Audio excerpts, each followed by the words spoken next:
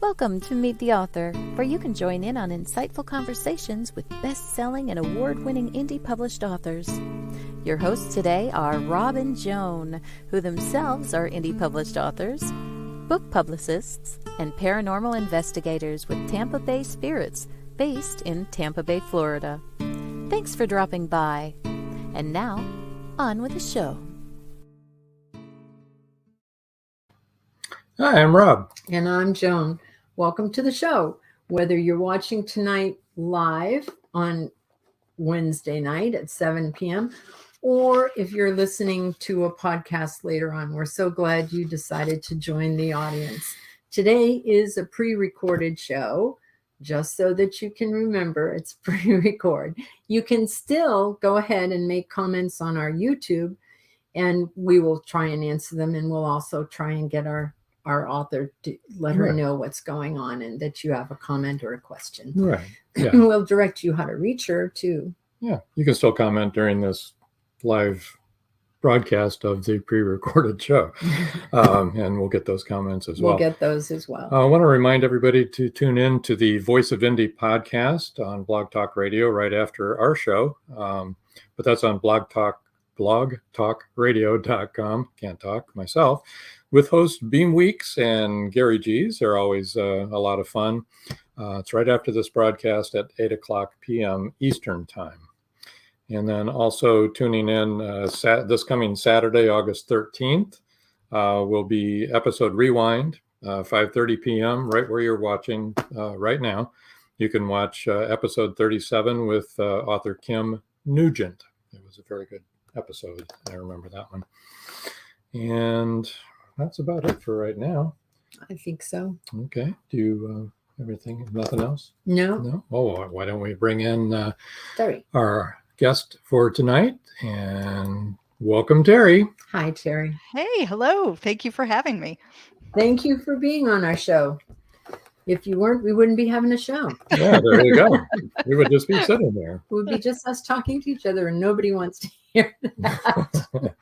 Well, yeah, I know. we might watch.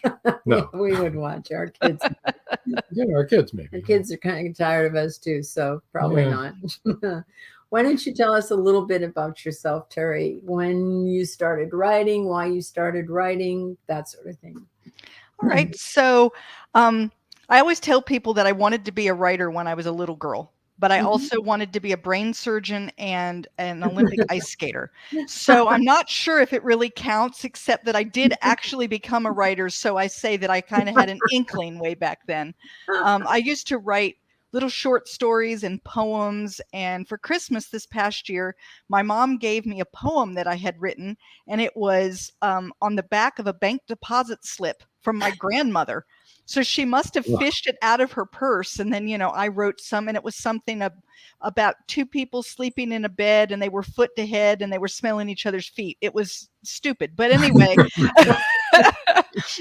so I now have that, which is really cute. But then life kind of, does what life does. And when I went off to college, my family is very much, you have to have a solid career. You have to pick something. You need to be a nurse or a teacher or an architect, and writer was not something in the list. And so I didn't even consider that as a career. But then I didn't know what I wanted to do. So I have 2 majors and 2 minors, and I've never used any of it, but I got it anyway. So off to college I went, and then I got married and had children. And then life really takes all the twists and turns that life takes.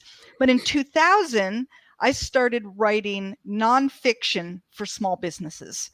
A lot of articles, helping them with their websites, ebooks. And then I actually got an opportunity to write some actual books with a press from Florida. And it was Atlantic Press, and we did things mostly around real estate. And I worked with people who were authorities and essentially helped them get their voice out and, got to be published. But it really, to me, wasn't the same as what I'm doing now, because for me, at least in that kind of nonfiction, it's just facts. You find them and you order them correctly so that when people are reading, they know how to do whatever it is that the book title is about. So, I did one on like becoming a landlord, and it had things on how to be a landlord. And so if you didn't like the book, it's really because you didn't care to know about being a landlord. Like, it wasn't your thing. Right. But fiction writing, if someone doesn't like your book, it's kind of like saying they don't like you. Or they don't like the characters that are running around in your head. And that's a lot scarier. And I was very afraid to delve into that area because I didn't want the rejection that might go along with it. At the time I was living, so I had married, and then I had divorced, and I had remarried, and my remarriage was a poor choice. And he was an emotionally abusive man. I lived with him for 14 years. And during that time, there's no way I would have ever written fiction, because I just didn't believe in myself anymore. But as soon as I got out of that marriage is when I started writing again. And I thought, you know what, I'm going to try to write this fiction. So I guess it would have been in 2017, I wrote my very first manuscript, and I got like 50,000 words out, and no, it will never see the light of day because my characters are really flat. I didn't know what I was doing, but when I was done, I felt super accomplished because I wrote 50,000 words. I had a beginning, a middle, and an end. The storyline made sense. It's kind of like, to me, an artist would never show you the very first painting that they ever tried to do. So that should have been encouraging for you then, right? Yes. And so I thought, 50,000 words is a lot of words. It's a lot of words. And when you write it down, you think, whoa, I had 50,000 words in me. That's exactly what I thought. In fact, those words exactly. I had 50,000 words in me. And so I let my children read it. They're the only ones who've ever read that. And, I have 4 kids, and 3 of them are the kids who just tell you, oh, Mom, you did a great job. Applaud, applaud. And then I have my critic. And she said to me, well, it has some good bones.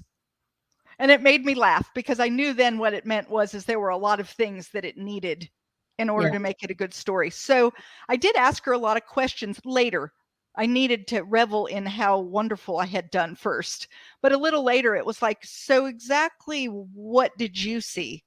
And so she started explaining to me about my characters and how flat they were. And I did a lot of telling instead of showing. She was angry. Well, don't say that. Let me feel it. How are you going to? And so I wrote another manuscript, and it too won't see the light of day, but it was significantly better than the first one. And then I wrote a third one, and then I wrote part of a fourth one. And then I wrote the Sunflowers Beneath the Snow, which is the first one that I've let out into the world. Actually, So, let's put up that cover while we're talking. all right. About it. Yeah. So this is a historical fiction. And the idea came to me in 2016 before I was even writing. But I just knew that this was a story that needed to be told, but I didn't believe I was the person to do it. So in all of that time while I was doing my learning, as I'm just writing manuscript after manuscript, I was also, I went to a couple of events, and I got online and took a couple of little online classes. I joined a local group and started talking with people, mostly listening. I wasn't really ready to share yet. I didn't want anyone to really see what I was doing because I didn't feel it was any good, but I wanted to hear, like, what are other people doing, and listening. And then I've always loved to read, but I've always read for the joy of reading. And I started reading more for, what is the author doing here that I like? Why do I enjoy this book over that book?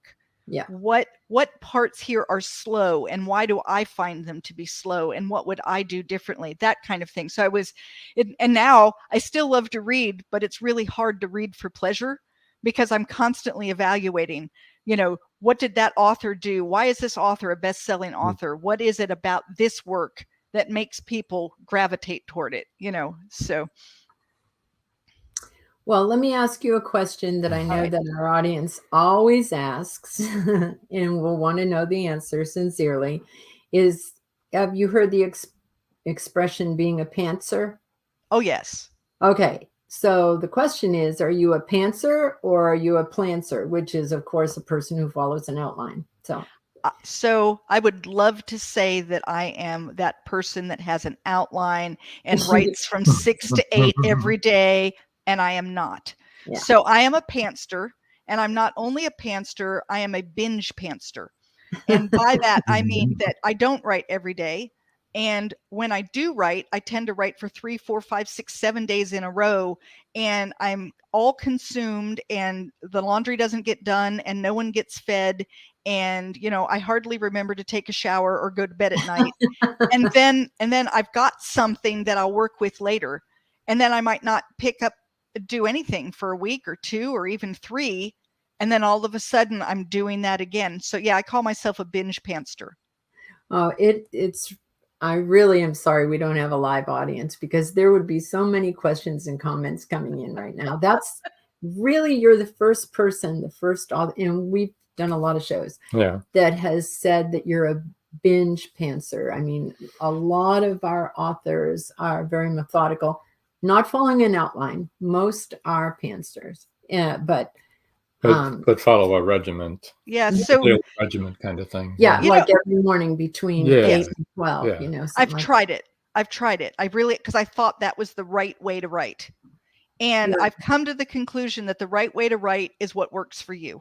Absolutely. And I honestly think, like, I've tried to analyze, like, why am I this way? And I think because I spent 14 years in an emotionally abusive relationship where someone was always telling me what to do, that I have become I don't like being told what to do.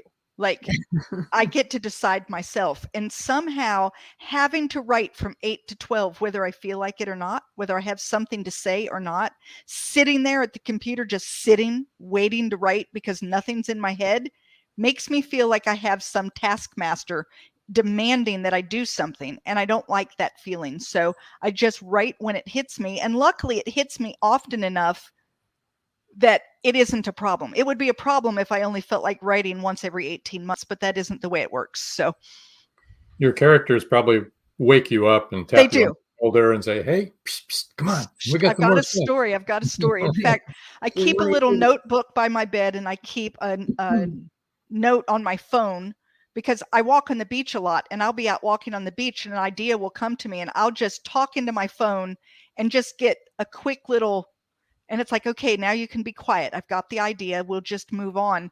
I tell people that I have voices in my head, but it does not mean I need medication.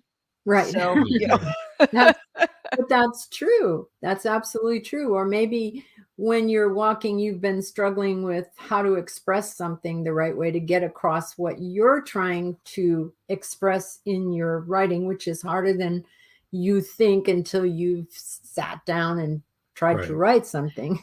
Well, you know what you're thinking in your head. You feel it. Yep. But then trying to come up with the right words that, you read what you wrote and you think that's close, but it's really not it. And then, or that's really boring. Or is there an English word for this? I don't even know that there's an English word for this. So you have to come up with like 8 words that you figure out how to rearrange so that it makes sense to someone. I've often wished that I knew German, because I understand they're very expressive and they have a word for everything. And so I thought that would be a good way to write. They might have a word for everything, but there are still some things that even if there's a word for it, you really need to go with facial expressions and actions to express, because as we all know, we use a lot of body language to express how we're talking. So for example, our family is very sarcastic, and probably in our little pre-show, you probably figured that out already. And so I like writing sarcastic comments because, that's who you are, right? It is who I am, and I like reading that. I enjoy that. Right. I like that between characters, that give and take and the joking and the sarcasm. But for me, when I'm trying to write certain dialogue, it's very difficult for me. And I'm thinking, okay, are they really going to get that or not? For example, this one comment that we had, one review said that our book was full of cliches, and we wrote it that way on purpose. And it was like, maybe if you looked at the cover and seen that there was a smoking gun on the cover, that might have been a giveaway that's what we were going for. I like the reviews. I like looking at them and seeing what people have to say, but I've also learned that you just can't let them bother you, because, I had some person, I'm not Ukrainian and my book is about Ukraine. And I had somebody say in a review that they were disappointed that I was not Ukrainian. Well, there's sorry. But you know what? I use that review in a lot of our publicity because I thought it was funny. Right. That was another thing. He said that we were funny when we didn't mean to be. And I'm like, oh, really? But we did mean to be. We did mean to be funny. Right. Right. Well, I got a Kirkus review, and it said, and I'm so excited to get a Kirkus review, and it was really good. But it said at the very end, it said that the ending, the only problem was that the ending was improbable. Well, what they didn't recognize is that the ending is the only true part of the story. I heard this true story. It's the last 3 pages of the last chapter. Everything else is my imagination. Those last 3 pages that are improbable is the true story. I use it all the time. Yeah, I use it all the time. This is funny because guess what? That's the true story. That's the true stuff. Yeah. Yeah. Surprise, Kirkus. I know. I do want to bring up your cover once again because I really like it, and maybe we can explain it a little because when people listen on the podcast, they're not going to see it. The cover's like a turquoise color, and it has 3 women's faces in profile. And then it says sunflowers beneath the snow. You kind of want to go into what your title means and why you chose that cover.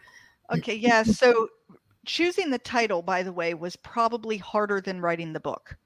I have never struggled so hard in my life. We went back and forth. I bet we tried 150 different title names.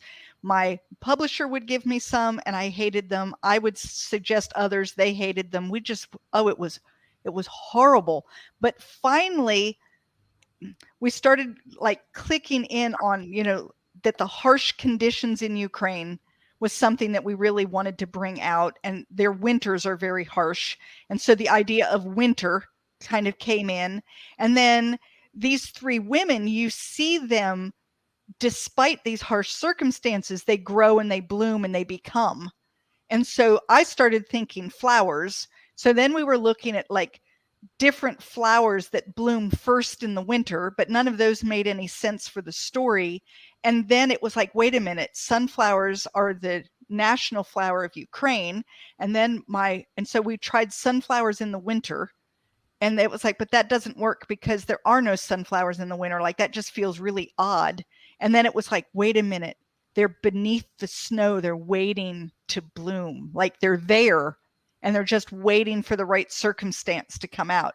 And then it was like, oh my gosh, that's it. Sunflowers beneath the snow. And so it was oh my gosh, the idea. So I've got another book that's coming out, and that title came right to me, thank goodness, because I thought, I don't think I can do this again.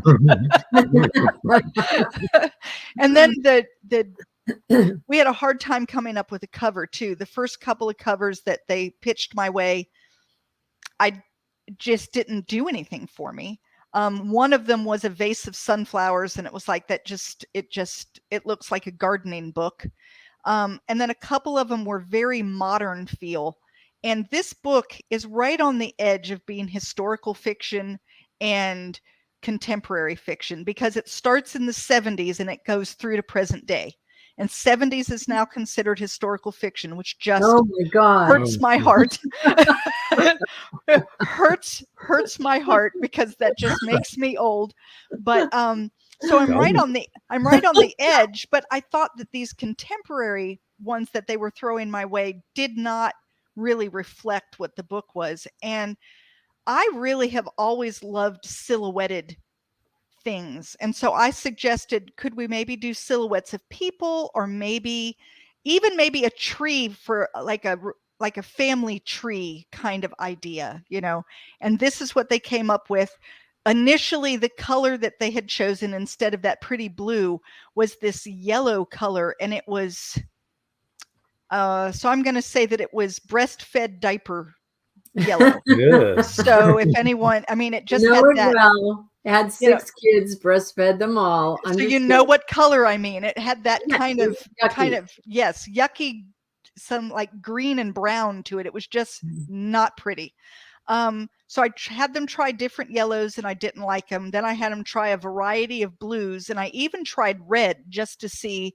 Red was put away right away. The yellows I decided not. And then this blue was the one that we decided to go with. And so with the yellow print, and it's about 3 generations of women, and so 3 silhouettes. And then if you notice, because it's Ukraine, it's blue and yellow, which are their flag colors. Absolutely. And so all of that just kind of goes real well together. So, and plus the yellow, when I'm hearing you talk, it's really not about sunflowers. No, it's not. It's about somebody going through hardship under the snow. Their real selves are yet to bloom, Right.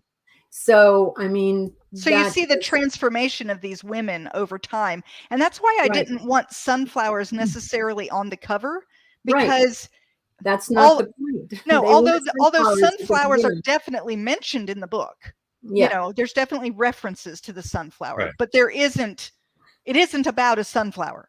Yeah, right. Exactly. Let's take a couple of minutes here to make our sponsors happy. Okay. And we'll be right back, and we'll carry on this discussion. And we'll also do a book giveaway. Yes. Stay tuned. They thought the siren was dead.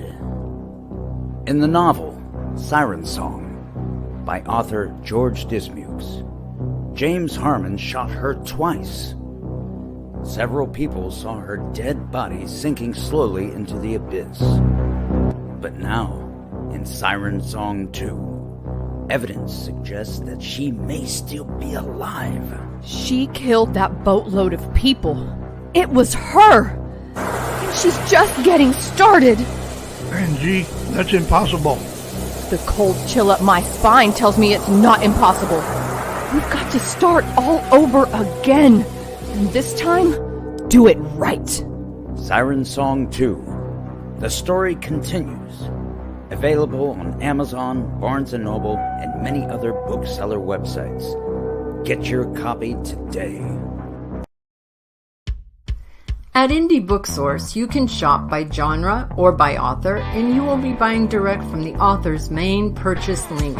We offer hundreds of titles in formats that include ebooks, paperback, hardbound, and audiobook. Support an indie author. Visit indiebooksource.com today. And we're back. Yes, and I would like to mention again that this is pre-recorded. And so if you're making comments and we're not showing them on the screen or We're not answering ignoring them. you. No, it's pre-recorded, but you can go ahead and make your comments. We'll make sure Teri gets them. You can make comments always on YouTube. And we're just happy to have you comment and share all the time. That's right. Yes. That's right. All right, let's get back to what we were talking about. Your book, which I think was really good because you have expressed a little bit more what your book is about. Is there anything else you'd like to share about what the book is about? Well, so I told you that I came up with the idea in 2016, and it's because the youngest generation is patterned off of a girl that I know who's my daughter's age, and she had gone to camp as a camp counselor at the same time my daughter was a camp counselor, so they became friends. She was here in 2013. She came back for the summer of 2014 from Ukraine, so she's just here for, a summer visa. And in August of 2014, she was unable to go home because war had broken out between Russia and Ukraine in the Crimean Peninsula, right where her family lived. There were no flights in and out, and she had nowhere to go. And she ended up staying in the United States and is still here to this day. She's never been home. She's never seen her family since 2014. Wow. She came to visit us in 2016. She was living in New York City at the time, and she came to visit us. And she was sitting in my office chatting, and she was telling me this story. And I was sure there was no way that what I was hearing was correct. We must be having a communication difficulty. Though she speaks fluent English, a very heavy Ukrainian accent, sometimes uses the words a little differently than I would use them, and I thought, this is a miscommunication. So I repeated back to her what I thought I heard her say. And she agreed that, yes, indeed, that is what had happened. And the hair stood up on my arms. And I thought, that's like a movie. That needs to be a book or a movie. That is just phenomenal.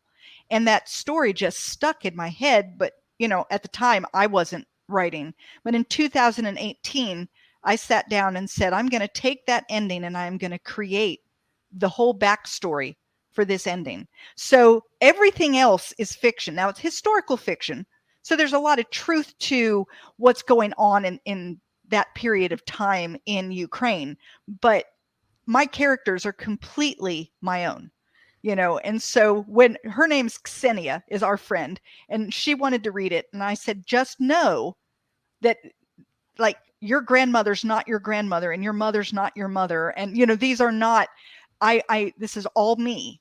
And although you'll see a little of yourself in some of the very end chapters, it's not even really you. It's a conglomerate of you and other people that I know that have had to transition to living in the United States.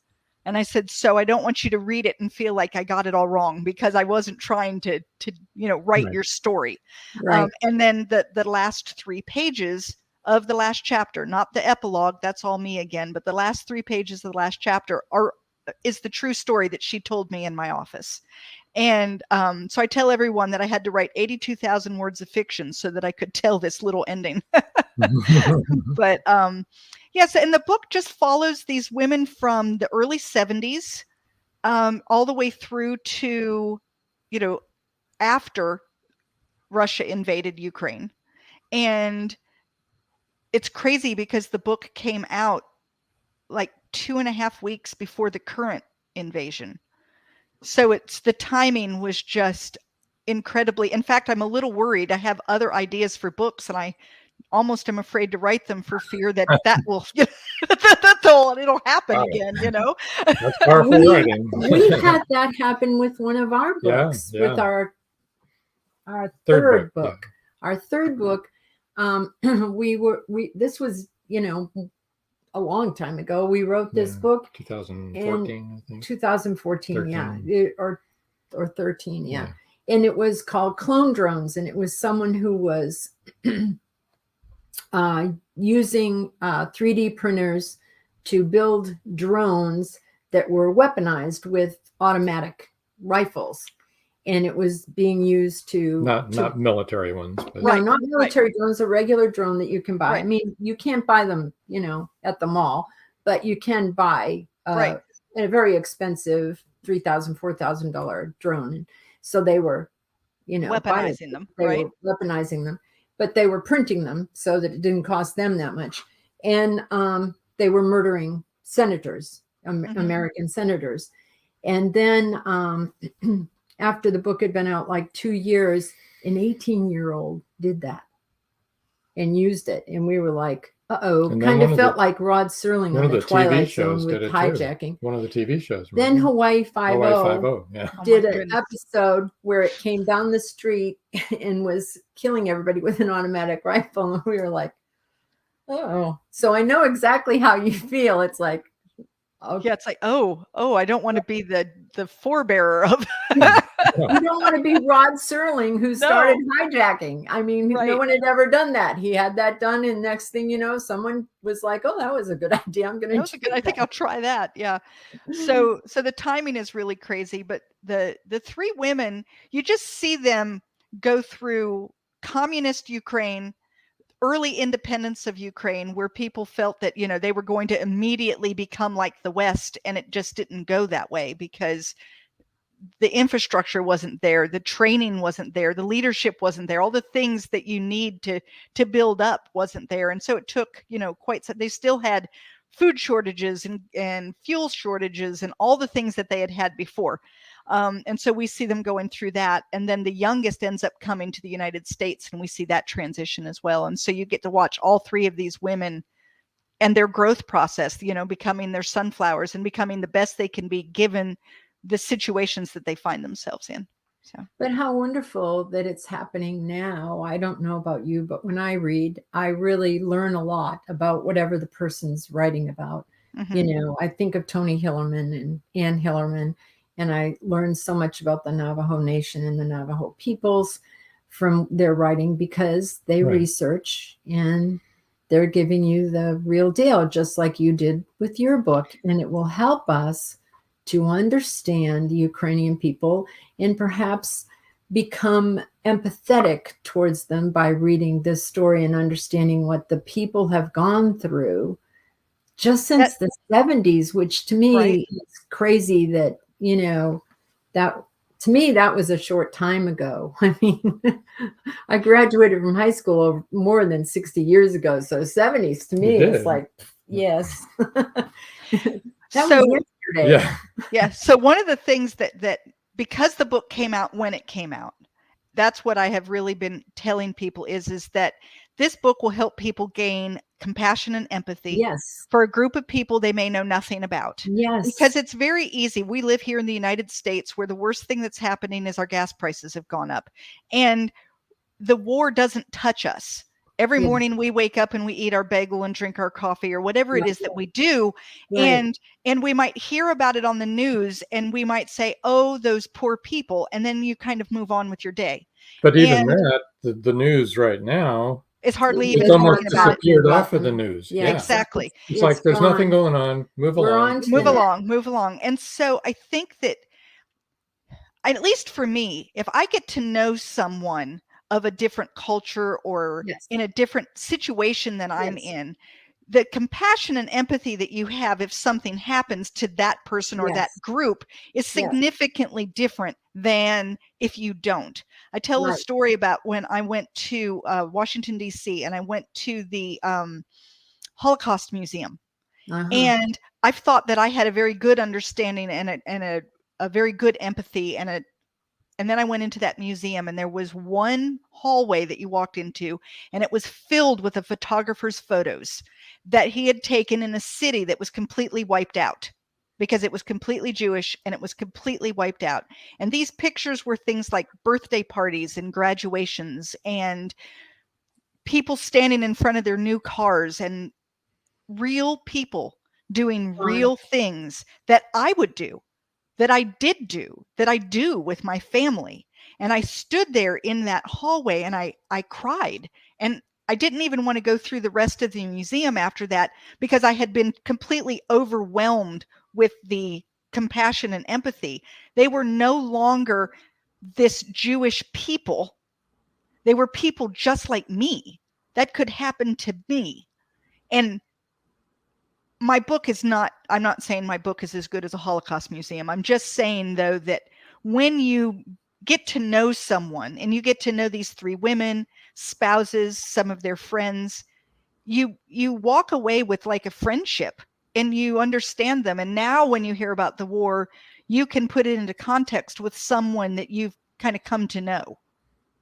And I think that that's true of any group of people. If you get to know them, you understand we're more alike than we're different. Even though we may be very different in our circumstances, may be very different, we're more alike than you think, especially when you're talking about being from the United States and being from Ukraine. I mean, it's worlds apart. And I think sometimes if you haven't lived outside of the country, I'm not sure you really understand how privileged we are, you know?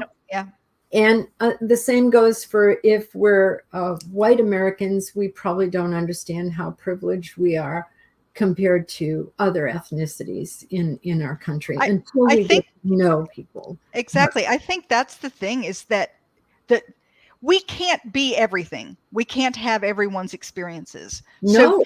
So for me, books are a great way to at least kind of, even if you're just touching on the edges, you know, at least get a little understanding, a little feeling of seeing what this character felt. And when I read, I often I really take on my characters as I'm reading. And so, you know, I feel those feelings and I kind of become that character, even for a moment.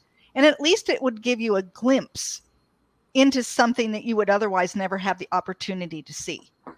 You touched on that, on this, what I'm going to mention when talking about the Holocaust Museum, which we used to live in a suburb of DC. But like the Diary of Anne Frank, I mean, I read it when I was about her age that she was writing it. So that really touched me deeply, you know? And I think, you know, what your book here is, we're talking about the same thing. And like I said, I've read all of Tony Hillerman's books, and that really touched me about the Navajo people, though I already had a love of the Navajo people and understood. It just enhances. Right. Yeah. I wanted to work there as a medical missionary, but I wasn't able to for a lot of reasons. But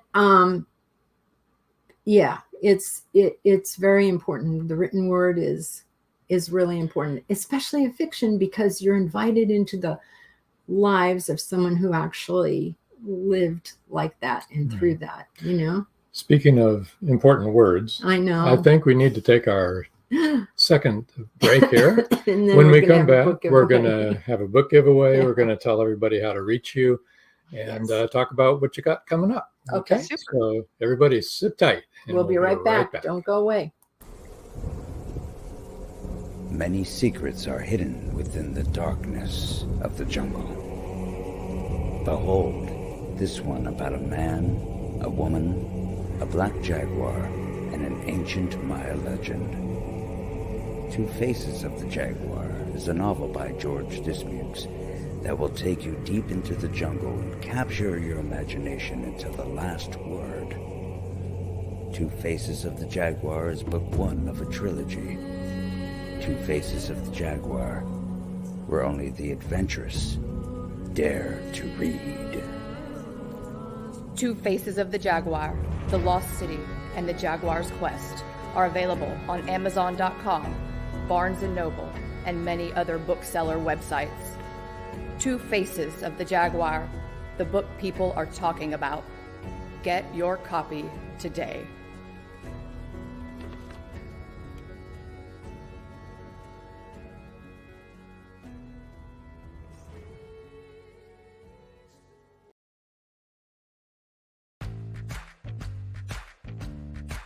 Live Every Wednesday, your Voice of Indie hosts Beam Weeks and Stephen Gees welcome authors, musicians, publishing industry pros, artists, and assorted creative guests for an exciting interactive hour. Call in during the show or post questions and comments on Twitter for responses in real time. Meet your favorite indie creators, learn inside tips, network, and promote your work.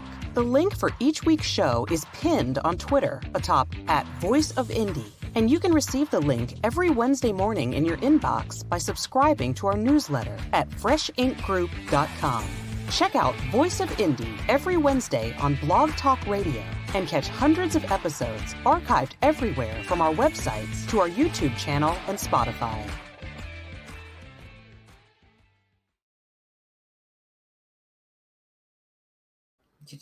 And we're back.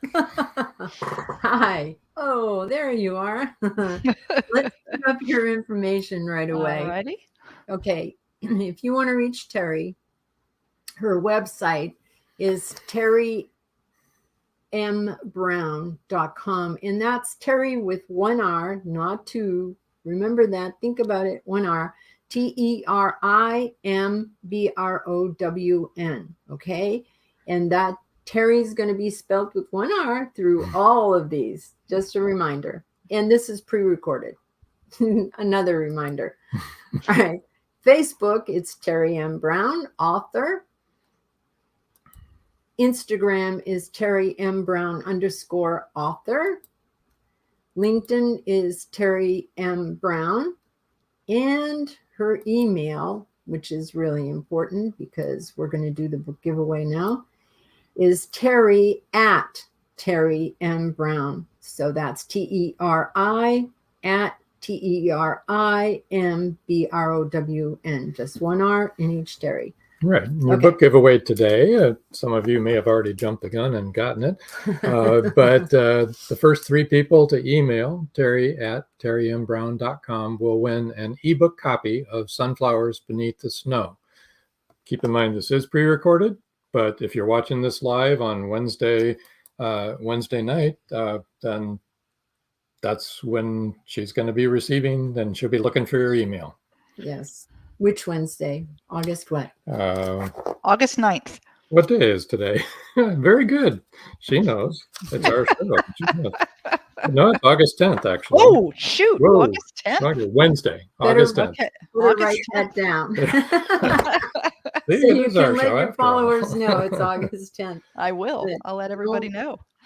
You already know that we've already made a few faux pas because this is a pre-recorded show. It's very strange to do this and say when it's going to be, but we have fun anyway. Yeah. I'm going to leave the email up there on the screen so that it'll be easy for people that are watching the video to write this down.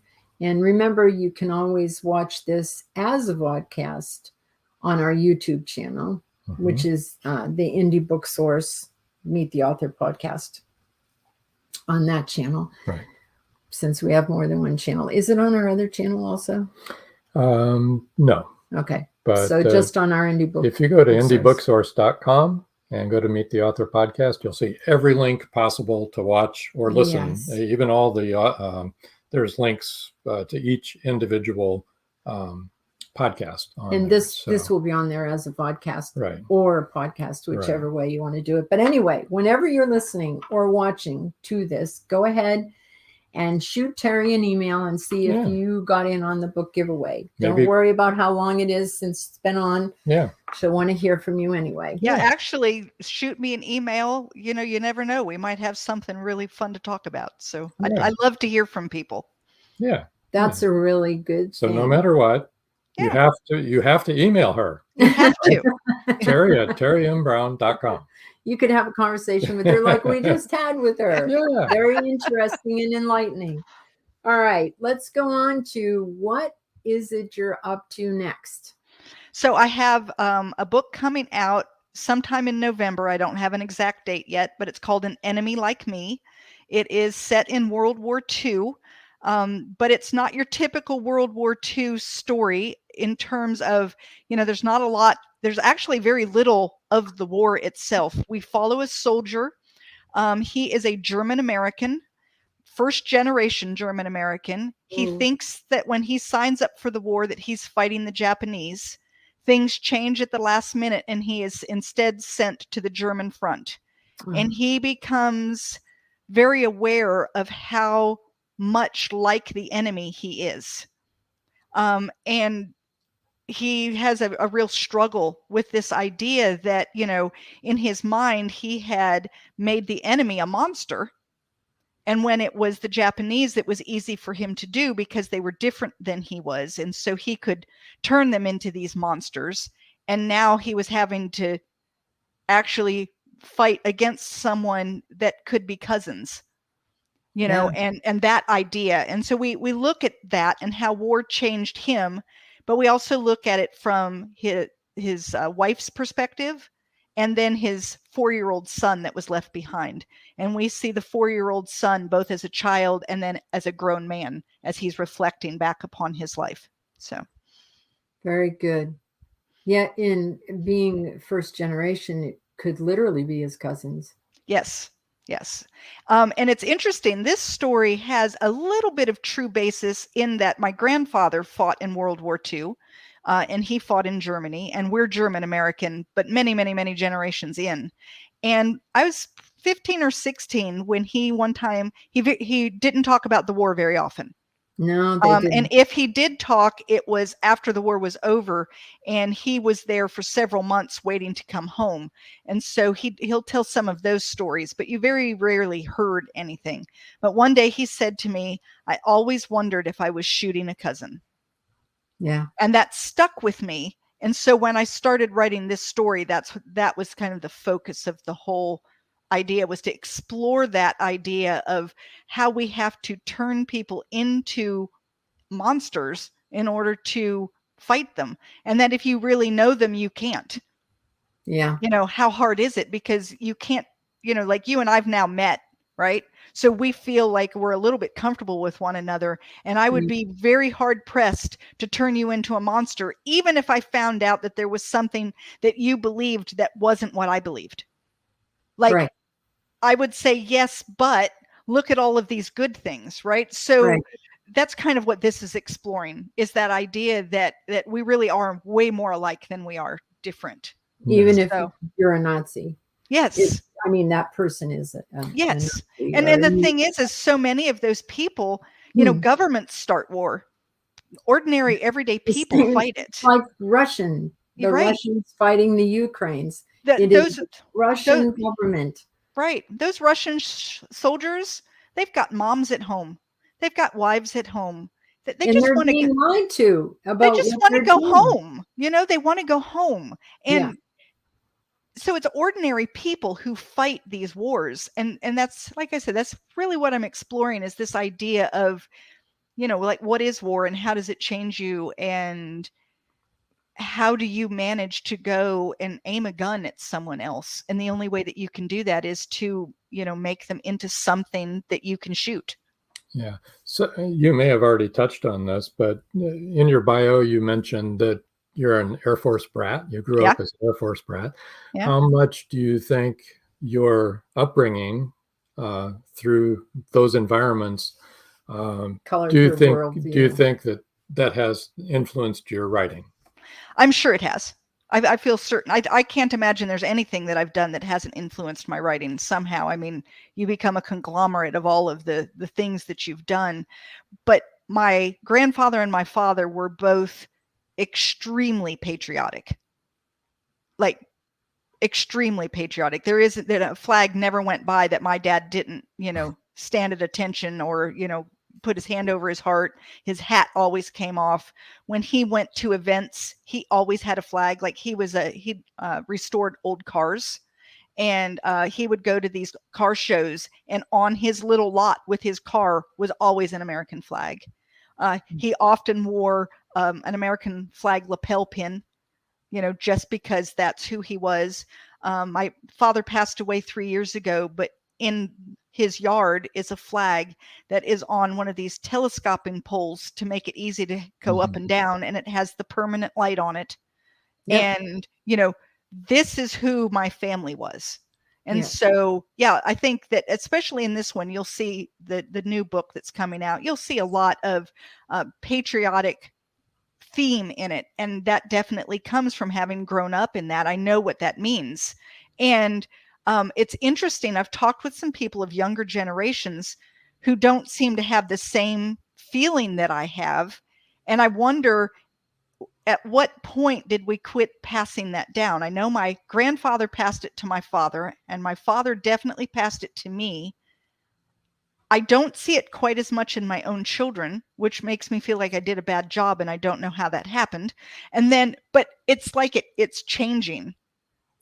Well, I think we are a generation older than you. Our parents are the ones that were involved in World War II. And then we're the ones that definitely passed it on to those people that are in their late 50s and so on and so forth. And so our children are very patriotic, the older ones, and because there's a 17-year span. So some of the younger ones are not as probably as patriotic.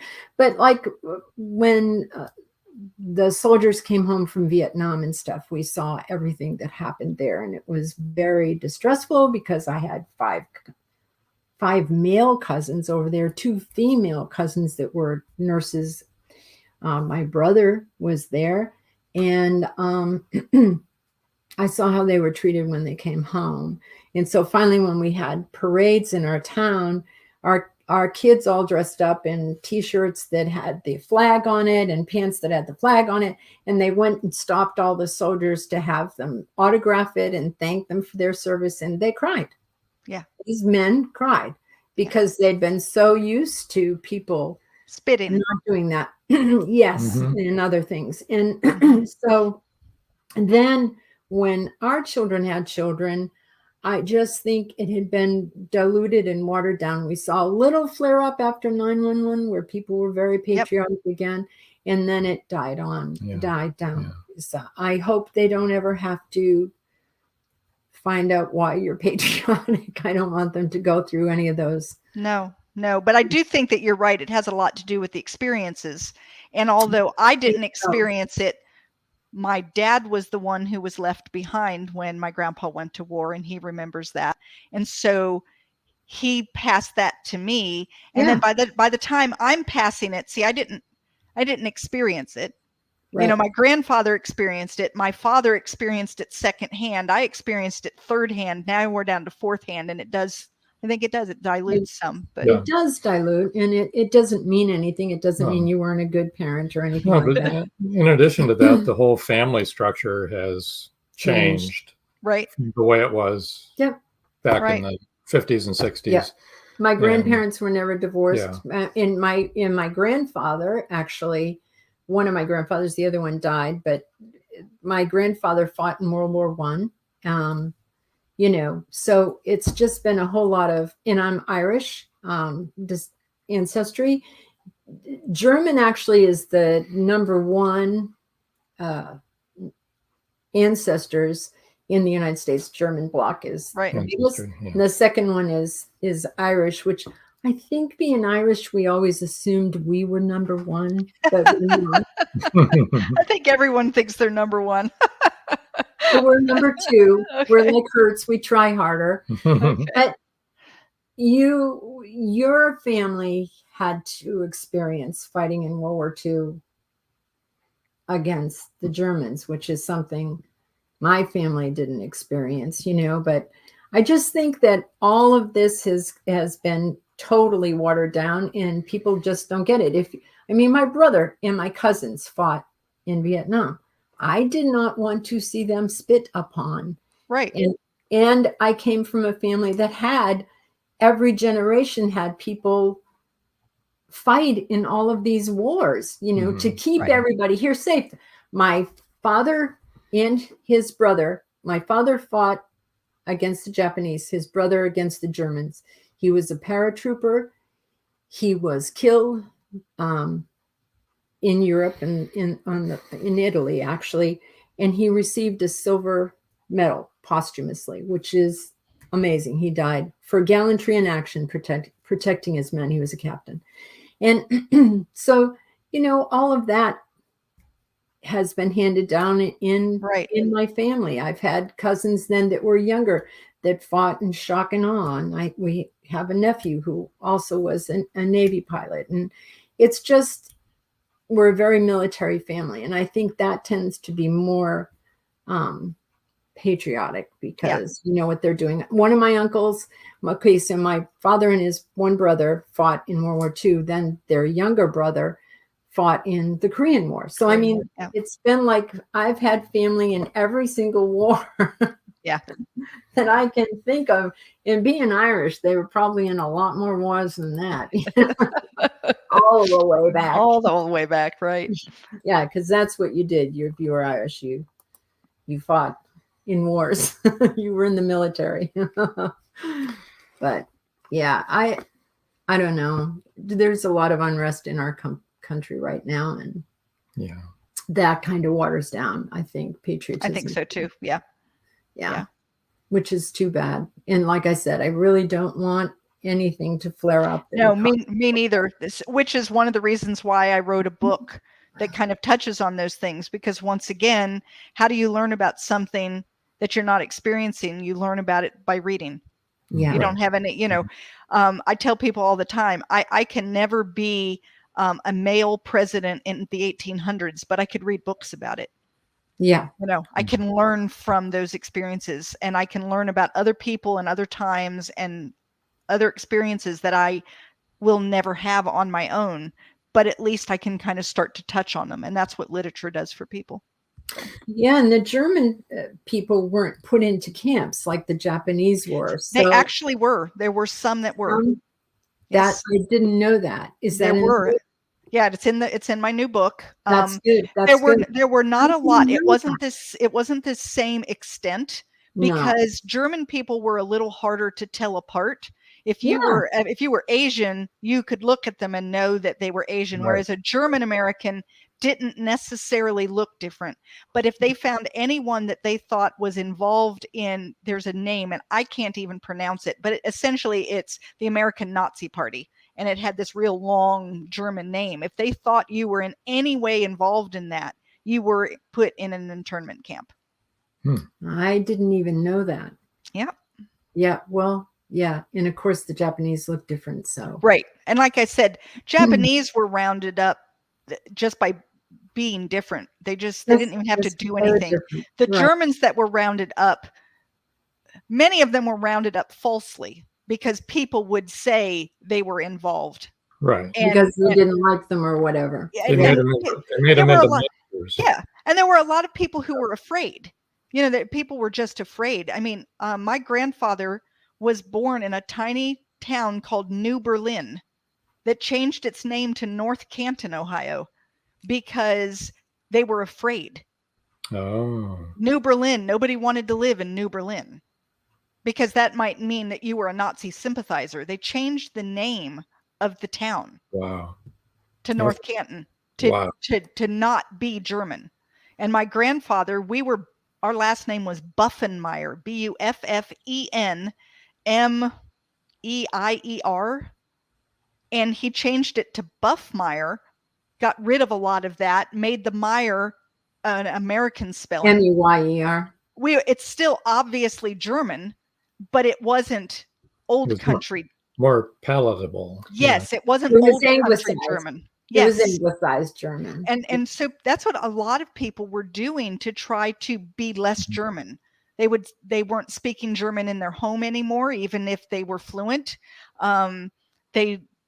There were a lot of things that people were doing to try not to stand out, because being German wasn't something you wanted to be, because everyone associated being German with being a Nazi or a Nazi sympathizer. Right. Yeah. Well, now for being Irish, we have a very similar thing. I mean, my grandmother always used to say to us, "What do the Irish have to do with you?" Because we were American, we weren't Irish. And because when they came here and were growing up, it was Irish need not apply. And on restaurants and bars, there would be no dogs, no Irish. I mean, the Irish were underdogs, you know. Right. No dogs Right. first, then no Irish. Okay. And it was very difficult for them to find work. And so, yeah, we've never been very welcoming country to different. But we are a melting pot, aren't we? Oh, Yeah. But, you know, it's interesting because that was, you know, 90 years ago or so when they started making these changes, because after World War I is when people started getting the anti-German sentiment going on. And you look now and nobody thinks twice if you're German. No. Right. Like it doesn't matter. And I don't know when that changed with Irish, but people now here in the United States, I don't believe now, maybe there are pockets of it places, but here in North Carolina, if you said you were Irish, nobody is going to blink twice. No. It doesn't mean anything anymore. I mean, oh, that's nice. You have Irish heritage. I mean, nobody has that same, and it's amazing to me how it changes over time. Eventually, whoever it is that was moving in, that, you know, all the bad stuff was hung on that group. And then that group becomes more Americanized, and it's the next group that moves in that, you know. Exactly. And you know what else too is I think that if you're an American German or an American Irish, you know, that that's no problem. But we're a country that loves accents. So if you meet somebody with a German accent or an Irish accent or a British accent, you like that, or a French accent, you know, it's exotic. And, yes, you know, you want to talk to that person and find out about things from that person, you know. So that's changed too, I think, because we're far enough away from the Second World War to not have any of that hurt so much as it used. Well, and fear. I think there was just so much fear. Fear, yeah. You know, and when people are afraid, they do crazy things.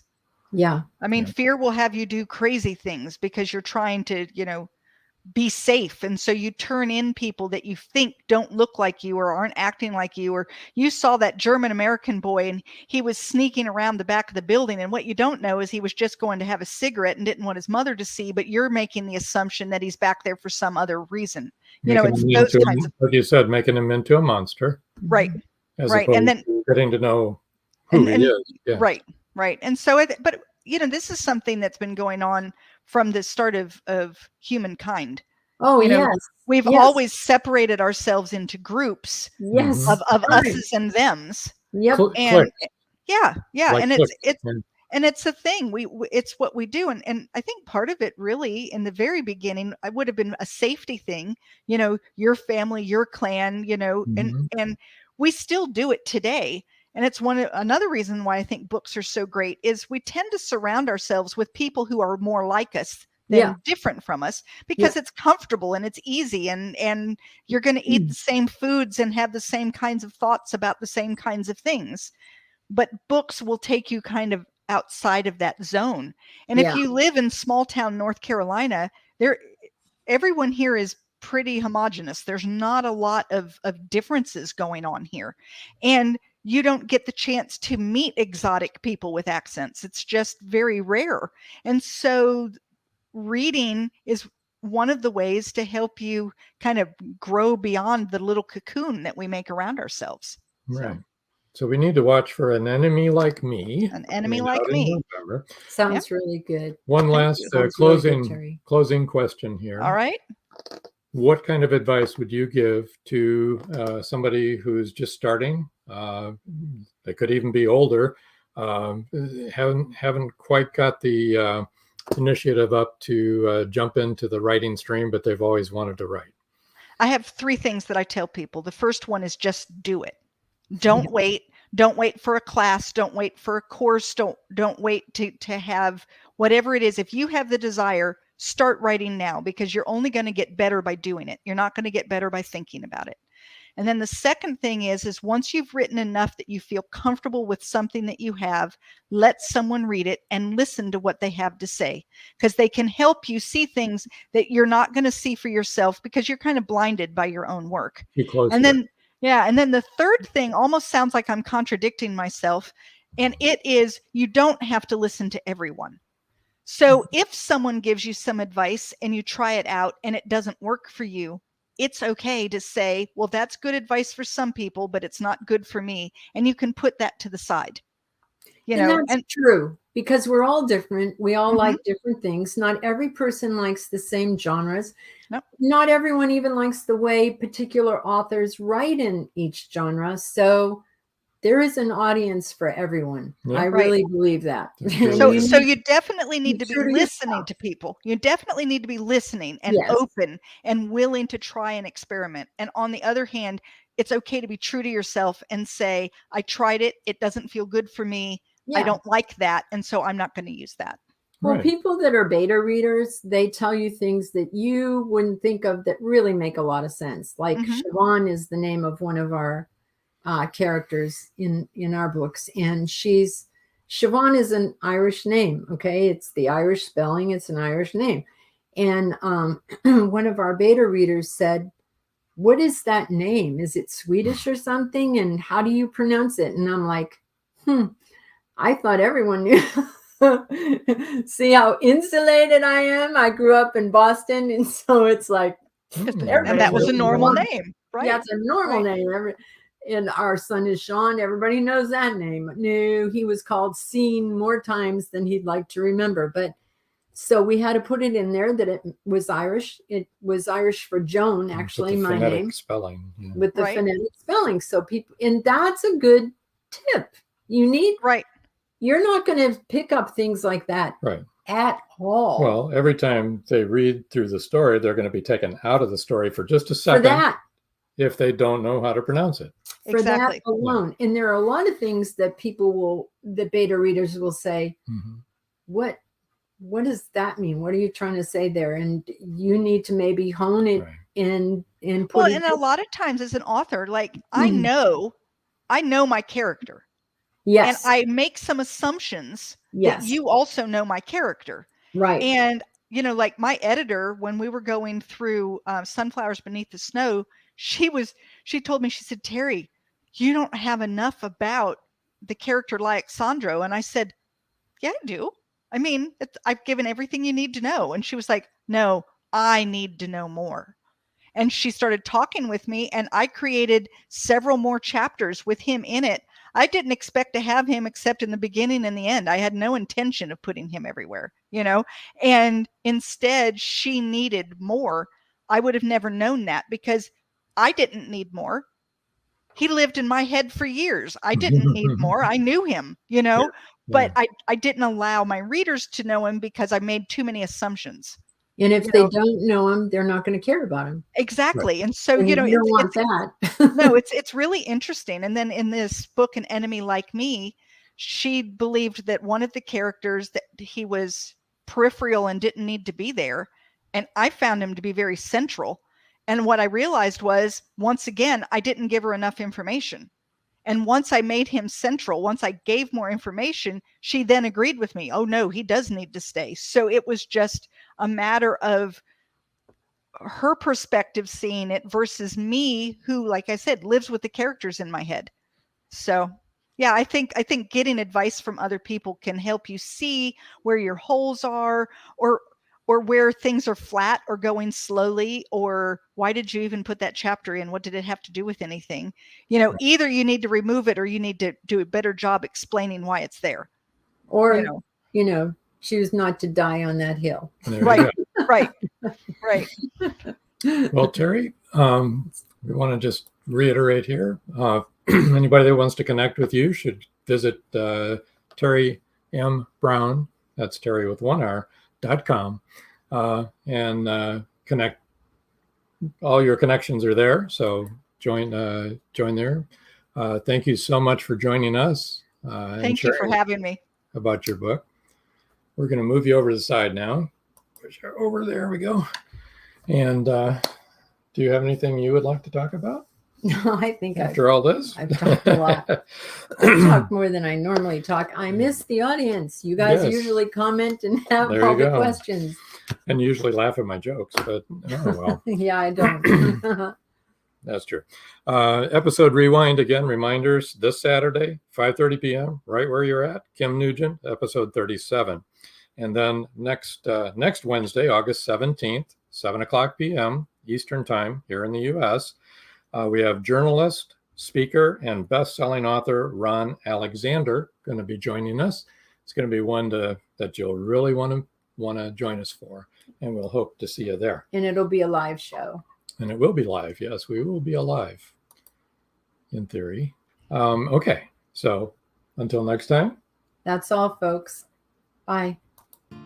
Thank you for joining us here on Meet the Author. Make sure you stay up to date with our show by clicking like, follow, and share. And you can find us on Spotify, iTunes, and more.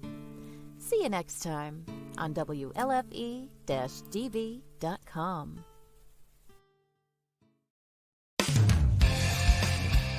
You've been listening to WLFE-DB.com, where our shows are your shows.